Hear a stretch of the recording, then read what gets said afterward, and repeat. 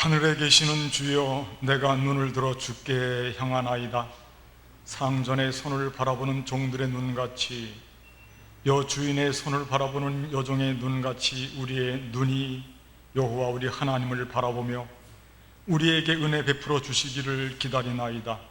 여호와여, 우리에게 은혜를 베푸시고 또 은혜를 베푸소서. 아멘.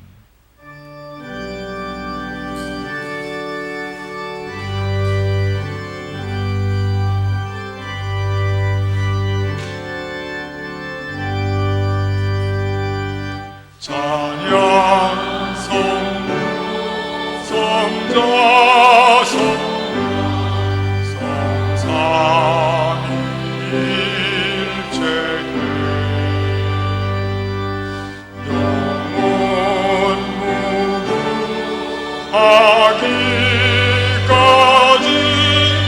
영광을 돌리세. 영광을 돌리세.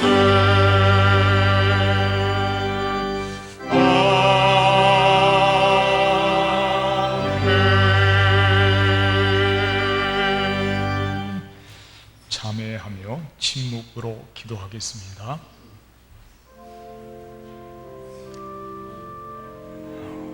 주님, 이 시간 다시금 주님 앞에 부끄럽고 숨고스러운 우리 가슴을 치며 회개합니다. 용서하여 주시옵소서. 잘못 살았던, 부끄러웠던, 아팠던 주, 하나님의 말씀을 어기고 회역했던 것들, 이 시간 용서를 빕니다. 긍휼히 여겨주시옵소서. 주님, 우리를 죄가를 거듭나게 해주시옵소서. 동에서의 생각까지 우리 죄를 넘기시고 다시는 죄악이 일어나지 않게 하시고 하나님 기뻐하시는 사랑을 거듭나게 하여 주시옵소서. 우리의 드리는 참여를 주님께서 받으시는 줄 믿습니다. 주님으로 기도하옵나이다. 전능하사 천지를 만드신 하나님 아버지를 내가 믿사오며 그 외아들 우리 주 예수 그리스도를 믿사오니 이는 성령으로 잉태하사 동정녀 마리아에게 나으시고 본디오 빌라도에게 고난을 받으사 십자가에 못 박혀 죽으시고 장사한 지 사흘 만에 죽은 자 가운데서 다시 살아나시며 하늘에 오르사 전능하신 하나님 우편에 앉아 계시다가 저리로서 산 자와 죽은 자를 심판하러 오시리라. 성령을 믿사오며 거룩한 공예와 성도가 서로 교통하는 것과 죄를 사하여 주시는 것과 몸이 다시 사는 것과 영원히 사는 것을 믿사옵나이다. 아멘.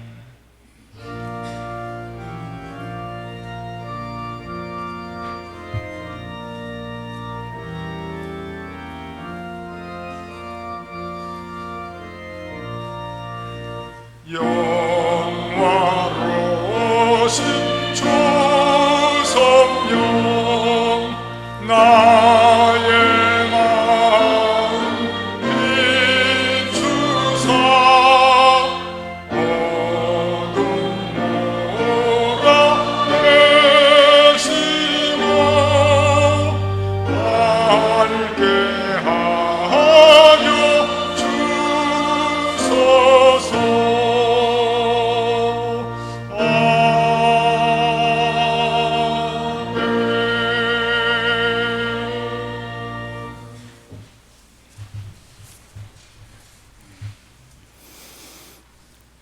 우리를 죄와 사망에서 구원하시고 생명을 주시는 하나님의 은혜에 감사합니다.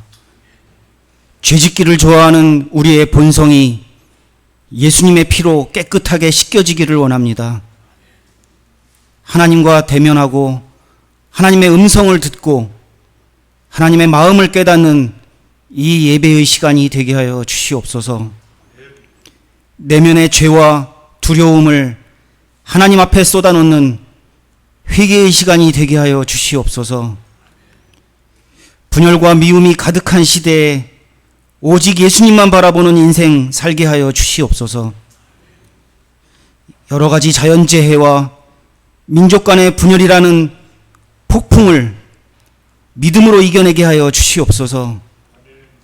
우리가 예수 그리스도의 마음으로 이웃을 살피고 말씀을 전파하는 진실한 그리스도인 되게 하여 주시옵소서. 원치 않는 병으로 고난당하는 형제들 하나님이 위로하여 주시고 치유하여 주시옵소서. 목사님 말씀 전하실 때 성령의 충만함을 허락하여 주시옵소서.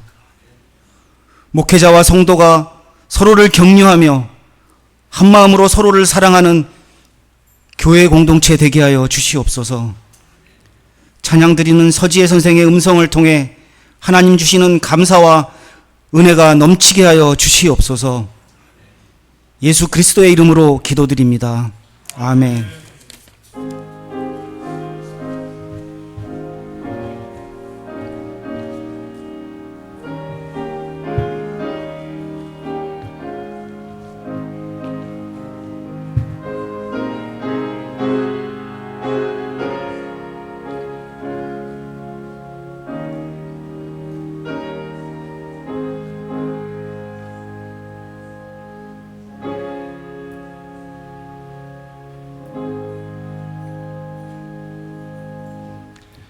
예, 우리 이 시간 서로 인사를 좀 나누시겠습니다. 앞뒷분 옆분을 바라보시면서 목례로 인사 나눠주시기 바랍니다. 잘 오셨습니다. 고맙습니다. 건강하십시오. 예, 별일 없으셨죠? 예, 서로 격려하시고요. 예, 고맙습니다. 교회 소식 전해드리겠습니다. 여러분들 갖고 계시는 주보 참조해 주시기 바랍니다. 7월 둘째 주일까지 예배를 잘 드리고 있습니다. 또 다음 주부터 7월 26일까지 7월달 마지막 주까지 예배대에서 안내 말씀 드립니다. 주보에 기록된 대로 여러분들이 잘 따라주시고 안전하고 축복된 예배, 또 뜨겁고 거룩한 예배 드릴 수 있도록 많이 협조해 주시기를 다시 한번 간곡히 부탁의 말씀을 드립니다. 우리 교회는 여러 면에서 모범적으로 예배를 잘 드리고 있고요. 또 여러 가지 코로나19 대응하는 방식이 잘 갖춰져 있어서 감사드리고, 또 우리 성도님들께서 적극적으로 이렇게 부응해 주시고 협조해 주셔서 너무나 감사를 드립니다. 앞으로도 이런 점에 있어서 우리가 좀 더 관심을 갖고 잘 대응해 주시기를 다시 한 번 더 말씀을 드립니다. 아울러서 다만 여러분들이 예배 끝나고 난 뒤에 여러분들이 모여서 식사를 한다든지 친교 활동을 한다든지 그런 것은 당분간은 조금 자제해 주시면 더욱 감사를 드리겠습니다. 성도의 소식 말씀을 드립니다. 이만방 집사님, 조명희 권사님 피아노 의자 두 개 헌물하셨고요. 박순종 집사님이 조금 다치셔서 일투에서 다쳤습니다. 이대 서울병원 81병동 8호실에 입원해서 지금 회복 중에 있습니다. 기억하시고 많이 기도해 주시기를 바라겠습니다. 꽃꽂이 광고 여러분들 보시고 마음의 기쁨으로 잘 감당하시면 더욱 감사를 드리겠습니다. 이상으로 교회 소식을 마치고 우리도 함께 성경 말씀 찾아서 읽도록 하겠습니다. 구약 성경 요나서 4장 1절로부터 11절까지 말씀,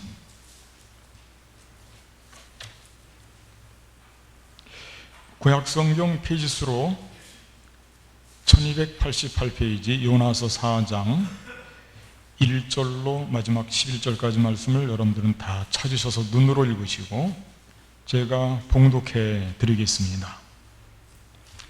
요나가 매우 싫어하고 성내며 여호와께 기도하여 이르되 여호와여, 내가 고국에 있을 때에 이러하겠다고 말씀하지 아니하였나이까? 그러므로 내가 빨리 다시스로 도망하였사오니 주께서는 은혜로우시며 자비로우시며 노하기를 더디하시며 인내가 크시사 뜻을 돌이켜 재앙을 내리지 아니하시는 하나님이신 줄을 내가 알았음이니이다. 여호와여, 원하건대 이제 내 생명을 거두어 가소서. 사는 것보다 죽는 것이 내게 나음이니이다 하니 여호와께서 이르시되 네가 성내는 것이 옳으냐 하시니라. 요나가 성읍에서 나가서 그 성읍 동쪽에 앉아 거기서 자기를 위하여 초막을 짓고 그 성읍에 무슨 일이 일어나는가를 보려고 그 그늘 아래에 앉았더라. 하나님 여호와께서 박농쿨을 예비하사 요나를 가리게 하셨으니 이는 그의 머리를 위하여 그늘이 지게 하며 그의 괴로움을 면하게 하려 하심이었더라. 요나가 박농쿨로 말미암아 크게 기뻐하였더니 하나님이 벌레를 예비하사 이튿날 새벽에 그 박농쿨을 갉아먹게 하심에 시드니라. 해가 뜰 때 하나님이 뜨거운 동풍을 예비하셨고 해는 요나의 머리에 쪼임에 요나가 혼미하여 스스로 죽기를 구하여 이르되 사는 것보다 죽는 것이 내게 나으니이다 하니라. 하나님이 요나에게 이르시되 네가 이 박농쿨로 말미암아 성내는 것이 어찌 옳으냐 하시니 그가 대답하되 내가 성내어 죽기까지 할지라도 옳으니이다 하니라. 여호와께서 이르시되 네가 수고도 아니하였고 재배도 아니하였고 하룻밤에 났다가 하룻밤에 말라버린 이 박농쿨을 아꼈거든 하물며 이 큰 성읍 니느웨에는 좌우를 분별하지 못하는 자가 12만여 명이요 가축도 많이 있나니 내가 어찌 아끼지 아니하겠느냐 하시니라. 아멘. 우리 서지혜 선생님 나오셔서 특송을 해주시겠습니다.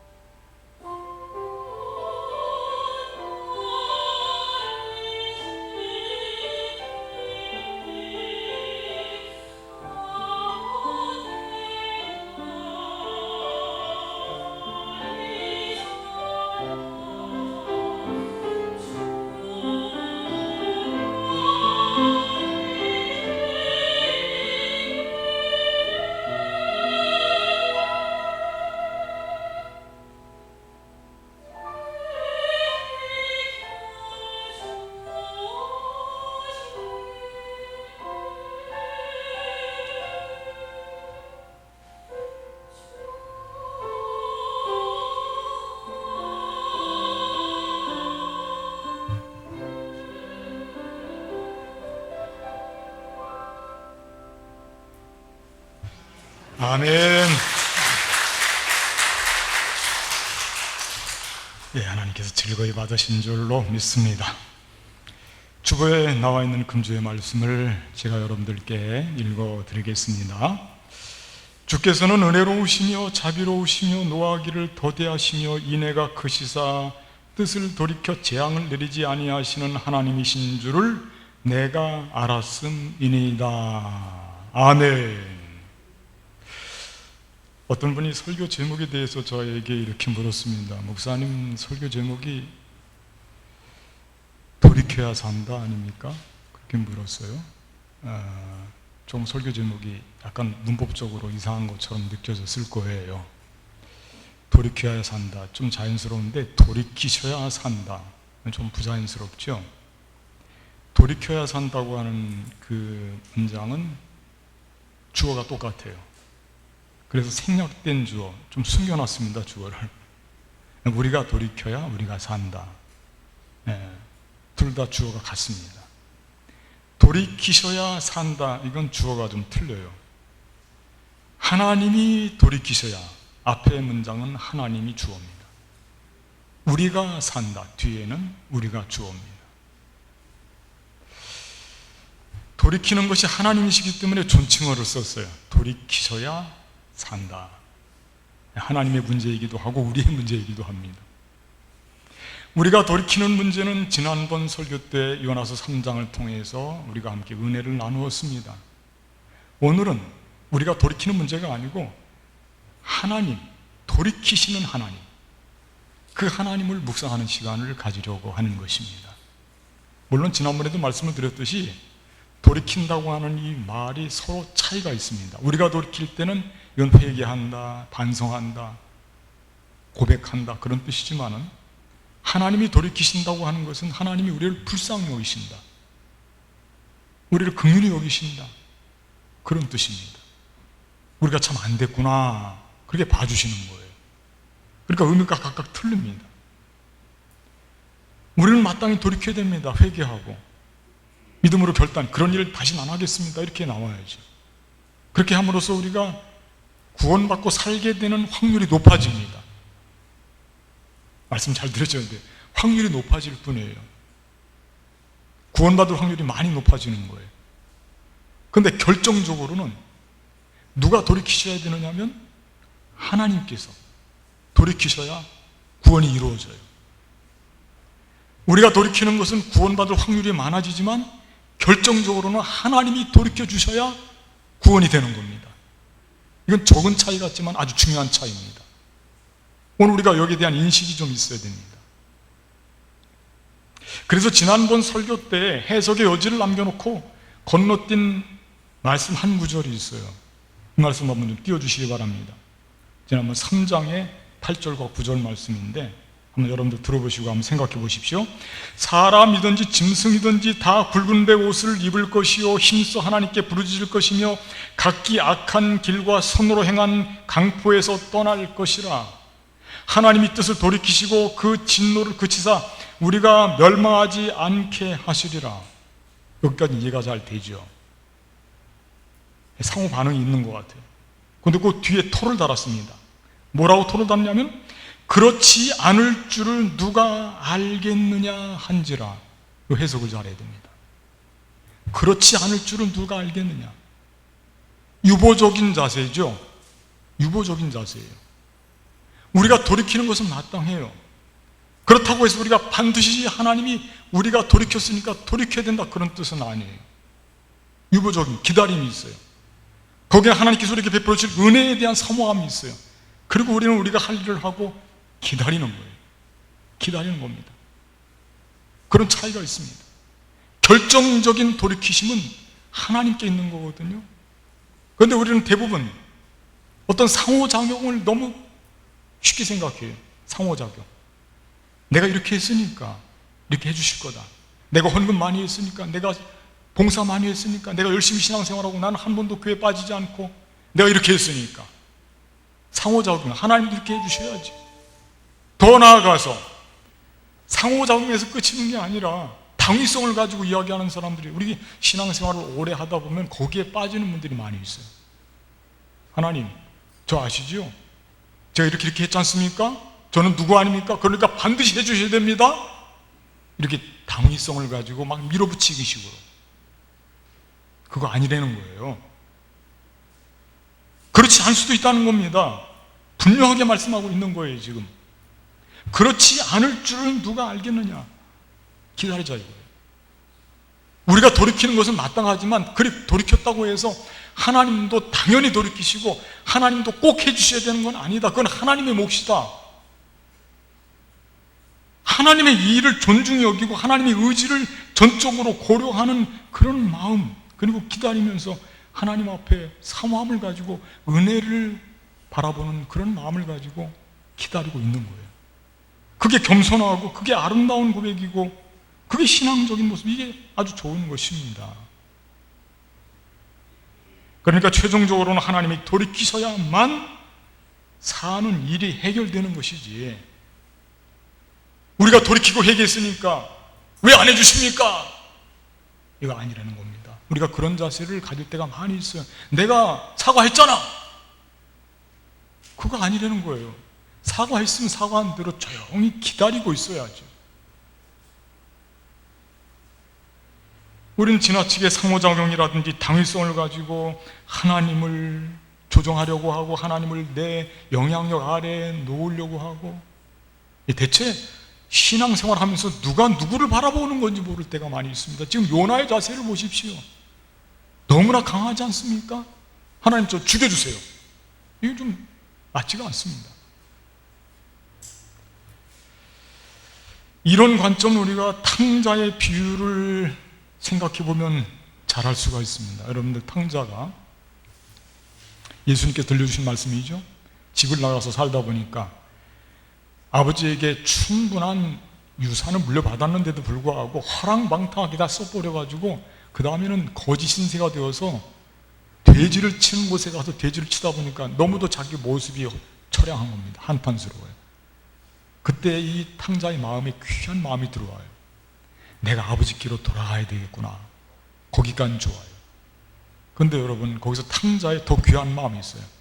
내가 아버지께로 돌아가면 아버지가 과연 나를 아들로 삼아주실까? 거기서 만일 당위성에 대해서, 상호작용에 대해서 지나치게 생각했다면 아버지도 책임 있잖아요. 제가 누구 아들, 아버지 아들이 아닙니까? 그러니까 제가 이렇게 망가진 것은 아버지 때문이 아닙니까? 그러니까 아버지가 당연히 아들로 받아주셔야죠. 이렇게 할 뻔했어요. 근데 탕자는 그렇지 않습니다. 아버지께로 돌아가야 되겠구나. 만약에 아들로 받아주시지 않으면 어떻게 할까? 그럴 수도 있어. 그때 나는 종이어도 괜찮아. 종이라도 내가 아버지께로 가는 게 나는 좋아. 그게 아름다운 모습이에요. 그럴 때 그 아버지는 과거를 묻지 않고 그냥 받아주시는 거예요. 그런 마음을 아버지는 충분히 읽어요. 저 마음에 얼마나 아픔이 있을까, 안타까울까. 그런 모습 속에 하나님께서 돌이키시는 모습이 그 모습 속에 살아있다니까요. 그러니까 당위성 때문에, 상호작용으로 인해서 하나님이 돌이키시는 게 아니고 하나님은 그 돌이키시는 뭔가가 있다니까요. 그게 있어요.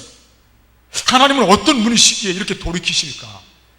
오늘 본문의 말씀을 통해서 사실 요나서의 전체적인 주제이기도 합니다.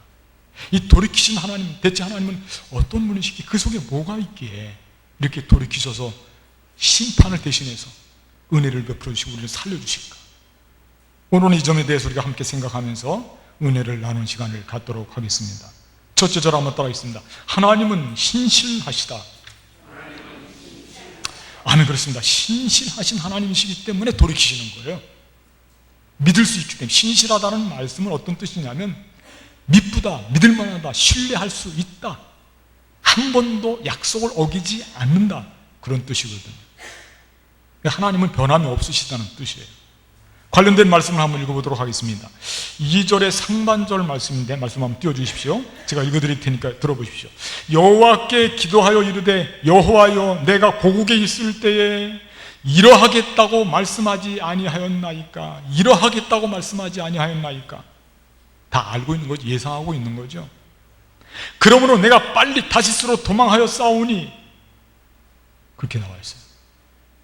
요나가 다시스로 도망한 이유가 여기서 지금 나오고 있어요. 왜냐하면 요나는 알고 있었거든요. 니느웨가 지금 악독이 가득한데 가서 외쳐서 너희 회개하라. 그건 뭐냐면 하나님께서 그들을 악독에 가득 차서 멸망시키려고 하는 게 아니고 구원하려고 하는데, 하나님 이렇게 시키는 것은 이건 분명한 거거든요. 하나님 구원하시려고 하면 그 구원하시는 거거든요. 이거 뻔한 거예요.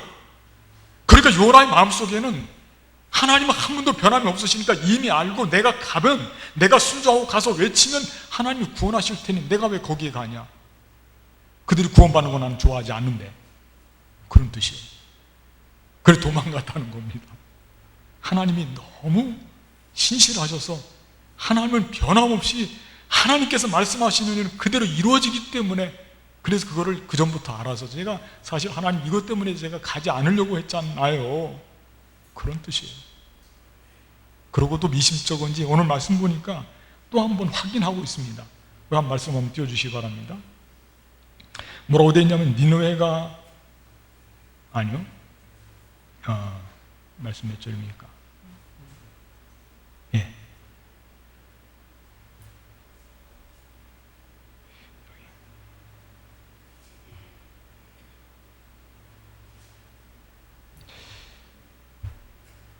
예, 말씀 제가 성경 말씀 그대로 읽어드릴게요. 6절 말씀입니다. 5절 말씀. 요나가 성읍에서 나가서 그 성읍 동쪽에 앉아 거기서 자기를 위하여 초막을 짓고 그 성읍에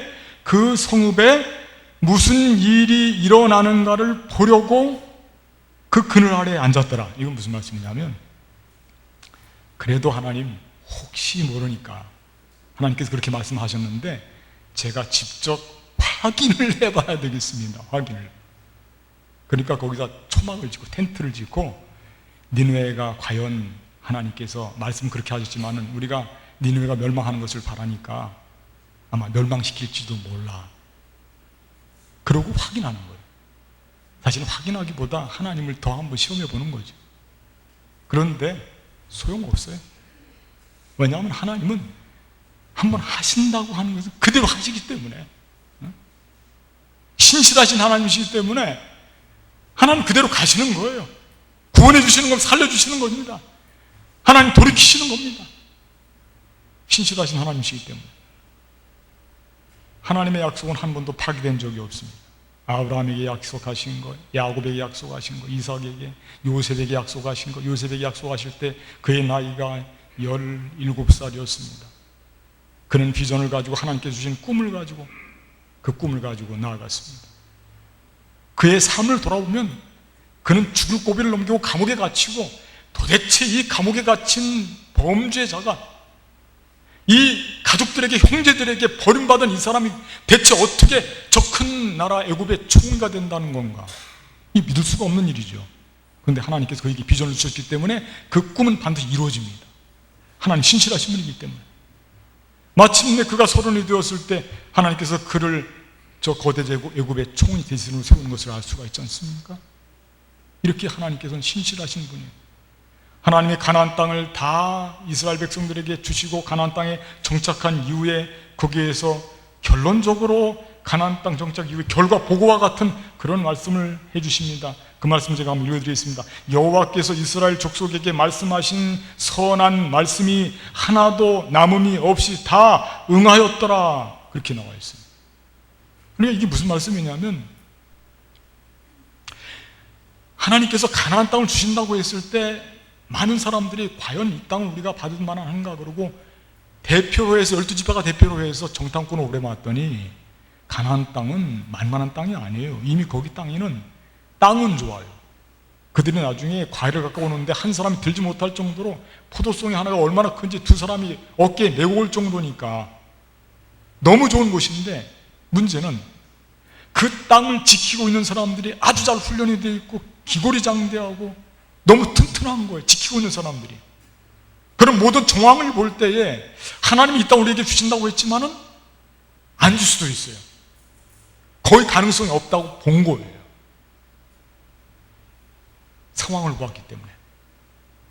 그들은 정탐꾼들은 상황 파악을 했죠. 그러나 누구를 보지 못했냐면 신실하신 하나님을 보지 못했습니다.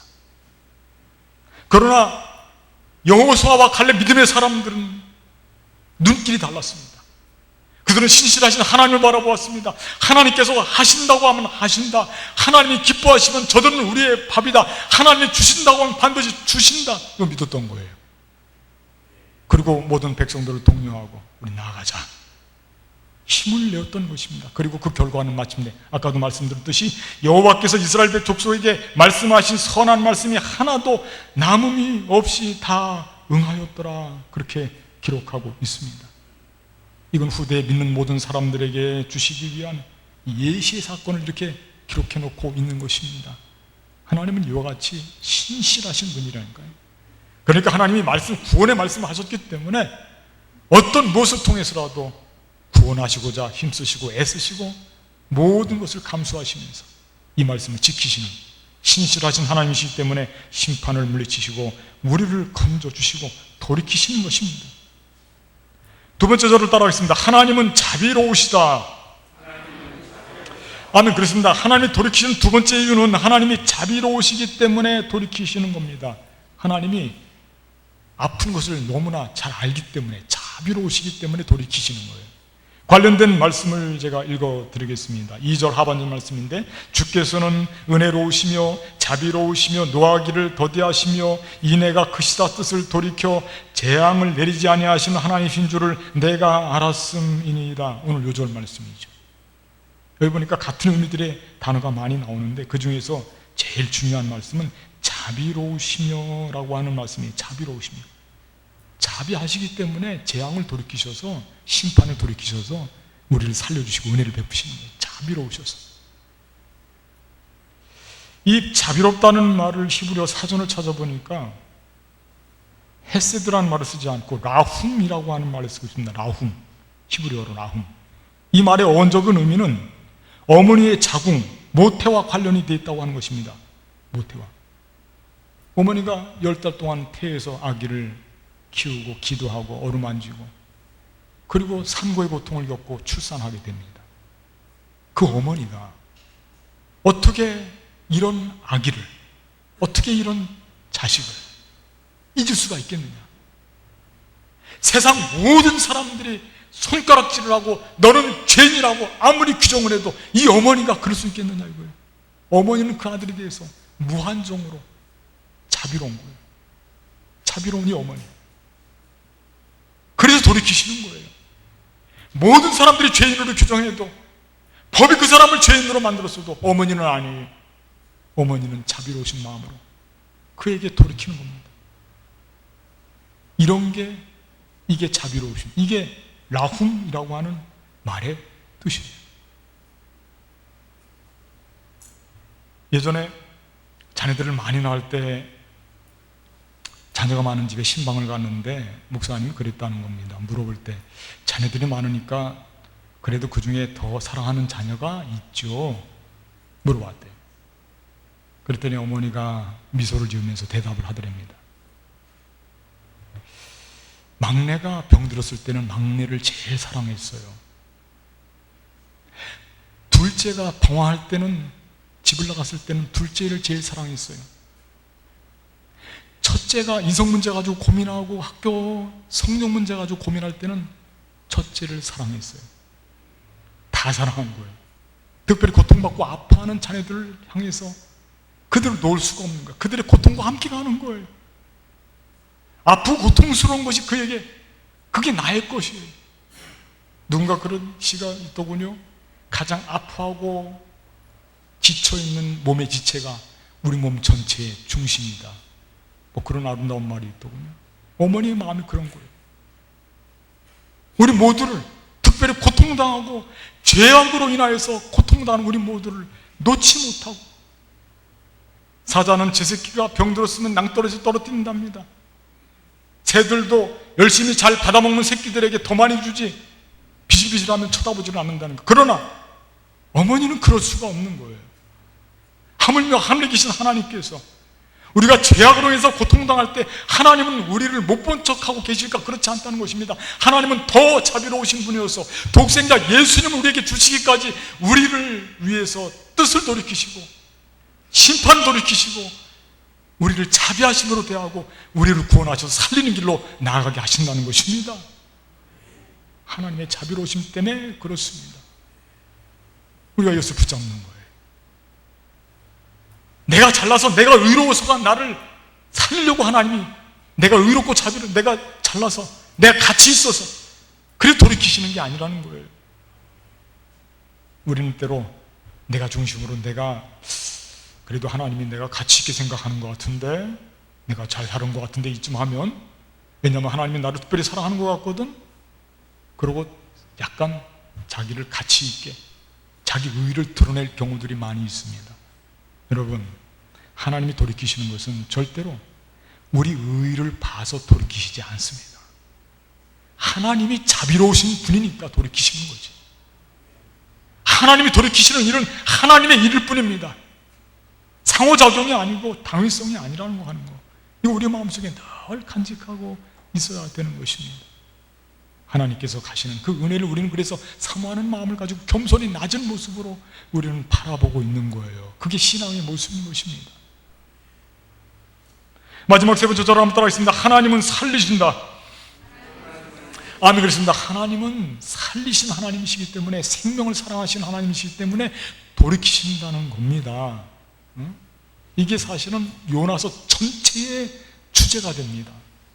하나님은 생명을 사랑하시는 분, 살리려고 하시는 분이기 때문에 우리를 심판에서부터 돌이키셔서 우리를 구원하시고 살리신다, 그런 말씀이에요. 오늘 본문의 10절과 11절 말씀을 제가 읽어드릴 테니까 한번 들어보시기 바랍니다. 여호와께서 이르시되 네가 수고도 아니하였고 재배도 아니하였고 하룻밤에 났다가 하룻밤에 말라버린 이 박농쿨을 아꼈거든 하물며 이 큰 성읍 니느웨에는 좌우를 분별하지 못하는 자가 12만여 명이요 가축도 많이 있나니 내가 어찌 아끼지 아니하겠느냐 하시니라.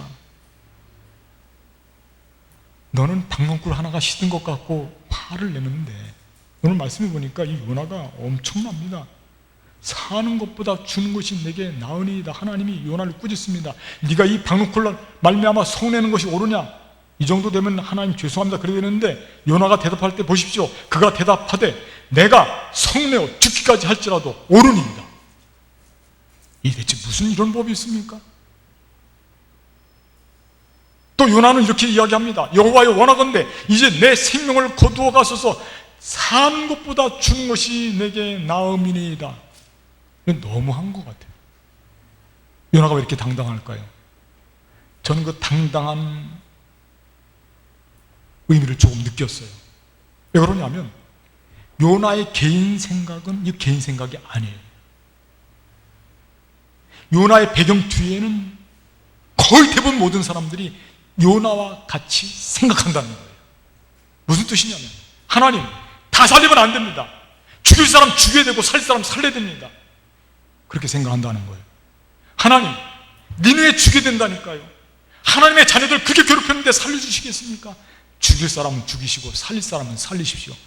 대부분의 모든 사람들이 요나 시대에 요나의 배경을 이루는 이스라엘 모든 사람들이 이와 같이 생각했고 거의 변함이 없어요.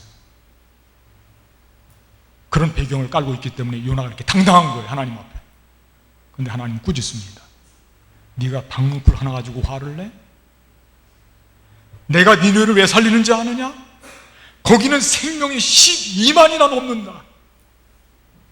너 박농쿨 하나로 화내는데 나는 12만 명 그 사람들이 죽는 것을 내가 봐야 되겠느냐? 나 살린다. 죽이는 것은 사탄이 죽이는 거죠. 요즘 시대가 정말 말세에 가까운 것 같아요. 요즘 시대가 어떤 시대냐면 다 죽여라. 죽여라, 죽여라, 죽여라, 죽여라, 죽여라, 죽여라. 다 죽이라는 거예요. 벌받아 마땅하다, 마땅하다, 마땅하다, 마땅하다. 벌 받아야지. 우리 시대입니다. 너무 무서워요. 얼굴에 그렇게 쓰여 있을까요? 우리 교회가 예전에 그랬습니까? 지금도 그래야 됩니까? 그게 정말 공인가요? 다 죽이라는 거예요. 요나 시대에 이스라엘 모든 사람들의 보편적인 생각이 죽여라. 일본 다 죽여야 돼. 중국 다 죽여야 되고, 소련도 다 죽여야 돼. 공산주의 다 죽여야 됩니다. 저 김정은도 죽여야 되고, 다 죽여야 돼. 아멘이에요?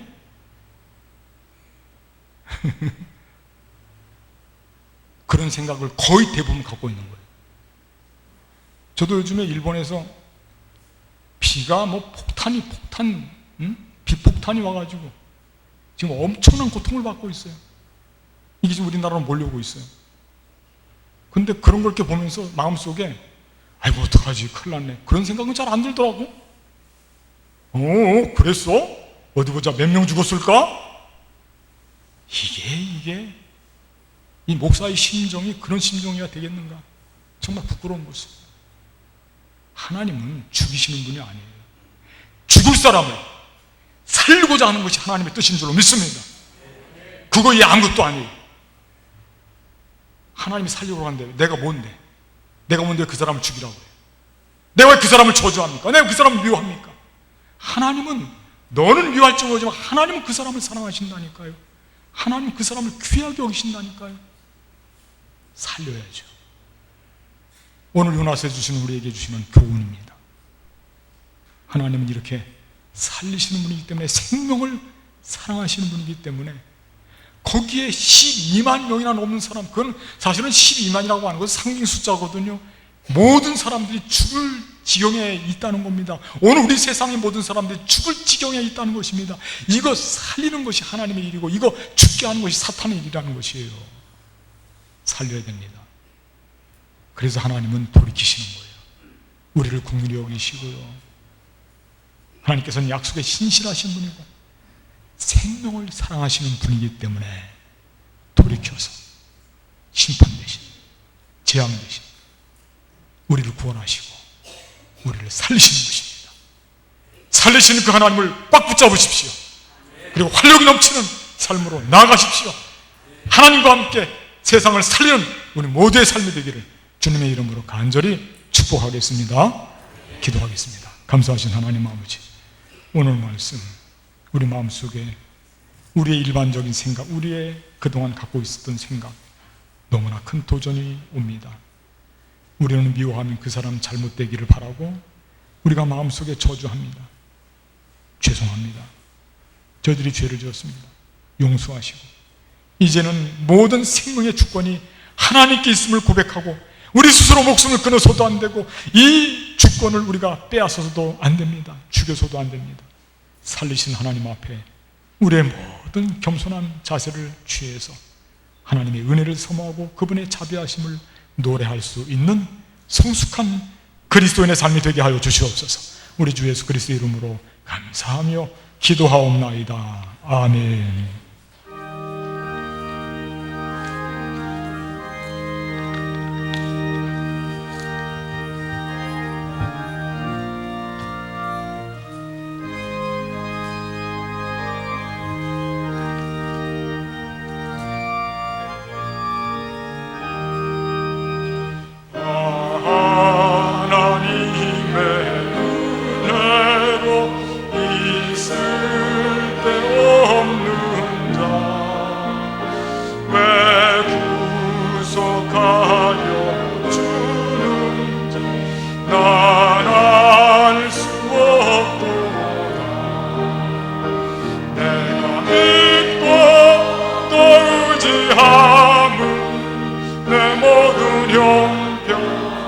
아시는 주님 해주실 것을 나는 확실히 아네. 내게 성령 주셔서 내 마음 감동해. 주 예수 믿게 하는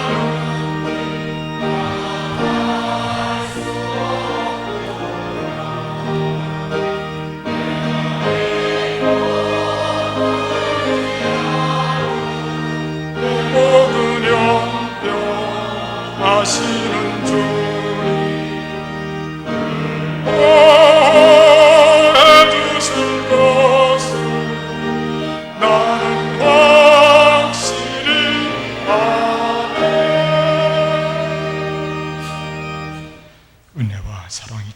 전능하신 하나님, 이 시간 주님 전에 나올 때에 귀한 예물 가지고 나와서 우리의 마음과 우리의 정성과 우리의 땀과 수고와 우리의 삶과 우리의 모든 것을 엮어서 주님 저단에 바칩니다. 바친 그 손길을 기억하시고 주님의 뜻을 행하는 데 부족함 없도록 물질도 건강도 믿음도 충분하게 채워 주시옵소서. 이 모든 것을 가지고 하나님의 영광을 드러내며 복되게 아름답게 살게 하여 주시옵소서. 해외에 나가 있는 주의 자녀들, 군문에 속한 아들들, 질병 때문에 고통받는 주의 자녀들을 돌아보시고 특별히 코로나19로 인하여서 코로나19와 맞서서 싸우는 귀한 손길들 위에 새 힘을 덧입혀 주시고 위로하여 주시옵소서. 바쳐진 예물은 주님의 뜻에 맞게 쓰임받게 하여 주시옵소서. 이제는 우리 주 예수 그리스도의 은혜와 하나님 아버지의 극진하신 사랑과 성령님의 교통하심이 오늘 주님 전에 나와 예배를 드리고 말씀을 가지고 세상 한복판으로 파송받는 주의 모든 권속들 위해 지금부터 영원까지 함께 하옵시기를 간절히 축원하옵나이다. 아멘.